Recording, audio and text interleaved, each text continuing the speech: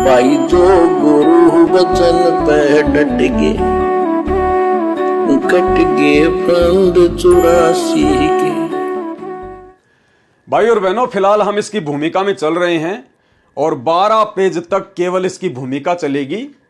इसलिए भूमिका में परमात्मा कबीर सागर में जो मिलावट कर दी गई है काल प्रेरणा से, कबीर पंथियों के माध्यम से, तो बहुत सारी जो मोटी मोटी बातें हैं परमात्मा केवल उन्हीं बातों का जिक्र करेंगे। उसके बाद फिर धर्मदास जी के प्रकरण से आगे कबीर सागर का सरलार्थ शुरू होगा। कबीर सागर का सरलार्थ स्पष्टीकरण, पेज नंबर 1। निवेदन: पवित्र कबीर सागर जो वर्तमान में हमें प्राप्त है उसको कबीर पंथी भारत पथिक स्वामी युगलानंद बिहारी द्वारा परिष्कृत यानी संशोधित किया गया है। कबीर सागर के अध्याय अनुराग सागर की प्रस्तावना में तथा ज्ञान प्रकाश के पेज नंबर 37 के नीचे संशोधनकर्ता की टिप्पणी में लिखा है कि अनुराग सागर की मेरे पास 46 हस्तलिखित प्रतियां रखी हैं जिनमें आपस में बहुत भिन्नता है, कोई भी एक दूसरे से मेल नहीं खाती है। सबसे निष्कर्ष निकालकर मैंने ये ग्रंथ कबीर सागर छपवा रखा है। सन 1/4/1914 वैसाख बदी 8 विक्रमी संवत 1971 में यह कबीर सागर छपा है। अध्याय ज्ञान प्रकाश के पेज नंबर 37 के नीचे की टिप्पणी में लिखा है कि प्रत्येक प्रति के लेखक साहिबान ने अपनी महिमा मंडन के लिए ग्रंथों में अपनी बुद्धि के अनुसार परिवर्तन किया है, जिस कारण से कबीर पंथ के ग्रंथों की दुर्दशा हुई है। मैंने स्वामी युगलानंद जी ने बहुत परिश्रम करके यह कबीर सागर संशोधित किया है। जो वर्तमान में छपी है वह श्री उगर नाम साहिब के पास जो प्रति थी उसी को छपवाया है, यानी सन 1/4/1914 को छपा है। उपरोक्त प्रकरण से सिद्ध है कि कबीर सागर में ज्ञानहीन महंतों ने कुछ मिलावट या काट छांट की है, वह उनका अपना अज्ञान अनुभव था, परंतु सागर होने के कारण कबीर जी के ज्ञान को समाप्त नहीं कर पाए।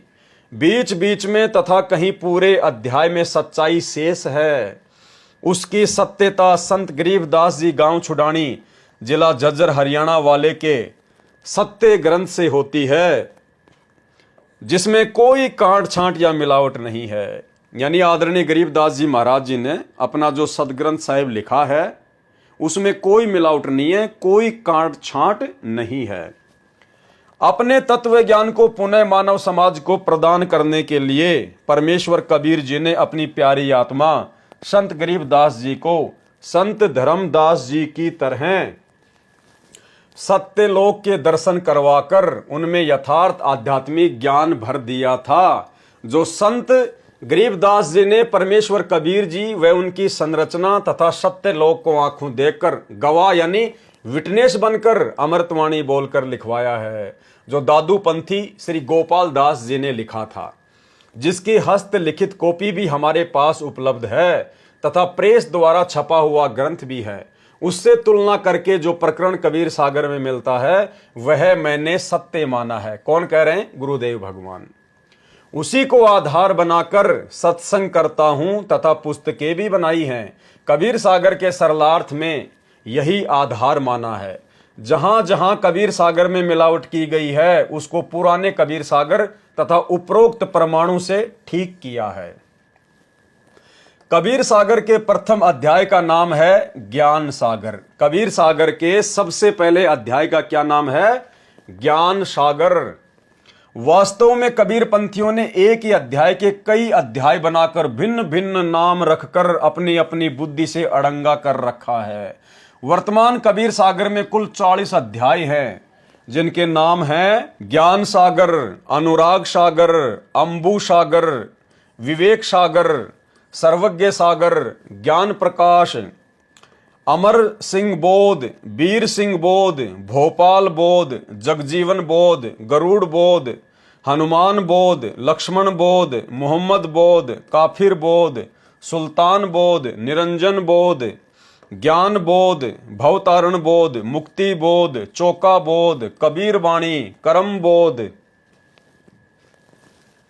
अमर मूल, उग्र गीता, ज्ञान स्थिति बोध, संतोष बोध, काया पांजी, पंच मुद्रा, आत्मबोध, जैन धर्म बोध, शवसम वेद बोध, धर्म बोध, कमाल बोध, श्वास गुंजार, अगम निगम बोध, सुमरन बोध, कबीर चरित्र बोध, गुरु महात्म्य और जीव धर्म बोध।